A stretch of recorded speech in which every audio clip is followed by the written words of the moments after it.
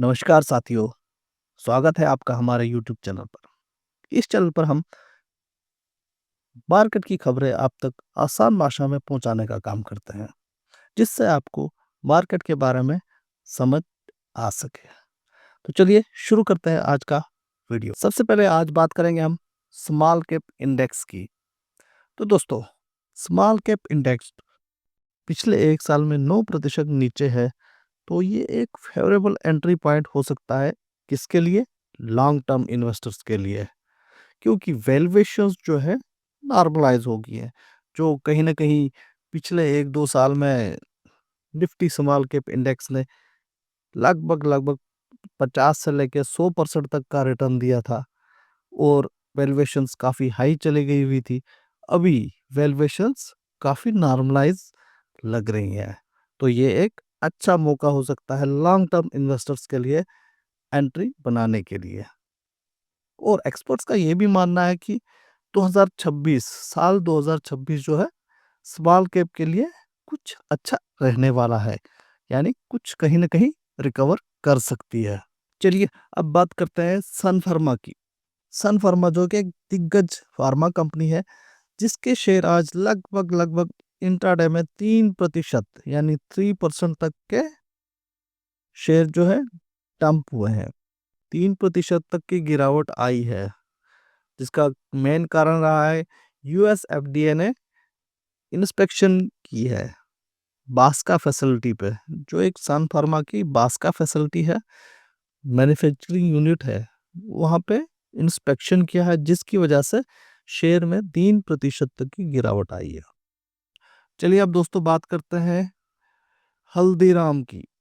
हल्दीराम एक जो स्नैक्स की बहुत बड़ी कंपनी है हिंदुस्तान में, आज एक अहम फैसला लेते हुए स्ट्रेटेजिक पार्टनरशिप में जुड़ी है।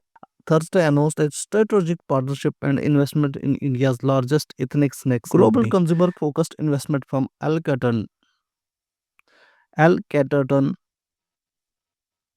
एक स्ट्रेटेजिक पार्टनरशिप में जुड़ी है हल्दीराम के साथ। तो हल्दीराम शेयर पे इस खबर के बाद आप इस शेयर पे नजर बनाए रख सकते हैं। चलिए दोस्तों अब बात करते हैं ओला electric. Ola Electric hit a 52-week low after a 62% fall in 2025, यानी अपने 52 वीक लो पे आ गई है ओला इलेक्ट्रिक। किस वजह से? तो वजह निकल कर ऐसे आई है कि प्रमोटर ने कुछ अपने हिस्से के शेयर बेचे हैं, जबकि कंपनी कह रही है कि प्रमोटर ने कुछ अपने शेयर बेच के जो प्लेज शेयर्स, जो उनके शेयर्स प्लेज थे, उनको वापस छुड़ाने के लिए उस पैसे को इस्तेमाल किया जाएगा।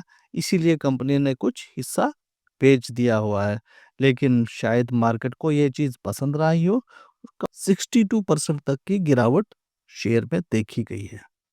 अब बात करते हैं इंश्योरेंस सेक्टर की। तो आज एक खबर निकल के आई है कि FDI increased FDI limit in the insurance sector can attract more long-term investments.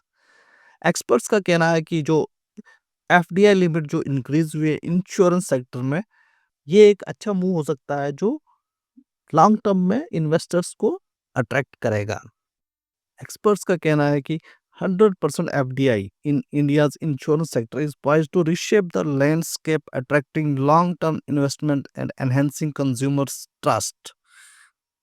जी हाँ, आसान भाषा में देखें तो 100% एफडीआई यानी foreign direct investment insurance companies में कर सकती है। पहले ये चीज़ नहीं था कि 100% किसी भी कंपनी में फॉरेन डायरेक्ट इन्वेस्टमेंट नहीं हो सकती थी। अभी जब से ये नई चीज़ यानी कि 100% एफडीआई इंडियाज इंश्योरेंस सेक्टर में आने के बाद एक लॉन्ग टर्म में अट्रैक्शन हो सकती है इन्वेस्टमेंट्स के लिए और कंज्यूमर ट्रस्ट बढ़ाने के लिए। इसलिए इंश्योरेंस कंपनीज पर आप अपनी नज़र बनाए रख सकते हैं। शायद आने वाले दिनों में इस खबर की वजह से इंश्योरेंस कंपनियों में अच्छा बूस्ट आ सकता है। चलिए दोस्तों अब बात करते हैं निफ्टी 50। विनीत बोलिंजकर एक जाने माने एक्सपर्ट, जिन्होंने प्रिडिक्ट किया है कि निफ्टी 50 में रीच 29 के बाय फाइनेंशियल ईयर 26 एंड। और ये भी बोला है उन्होंने कि कुछ ऐसे शेयर्स हैं जो 500% तक का रिटर्न दे सकते हैं आने वाले सालों में। वेंचुरा वेंचुरा सिक्योरिटीज के विनीत बॉलिंजकर का कहना है कि अगले साल यानी फाइनेंशियल ईयर 2026 के एंड तक निफ्टी 50 जो है 29,000 का आंकड़ा पार कर सकती है। जी हाँ, ये उनकी प्रिडिक्शन है। और कुछ स्टॉक्स में उन्होंने बताया है कि 500% तक का रिटर्न दे सकते हैं आने वाले कुछ सालों में। कुछ स्टॉक्स उन्होंने सजेस्ट भी किए हैं, तो आप उनके सजेशंस पे जाके देख सकते हैं और उनको अपने वॉच लिस्ट में रख सकते हैं। धन्यवाद। आज के लिए इतना ही। अगर वीडियो अच्छा लगा तो लाइक करें, वीडियो में कोई कंफ्यूजन है तो कमेंट करके बताएं और चैनल को सब्सक्राइब करना ना भूलें। धन्यवाद। Thank you. जय हिंद।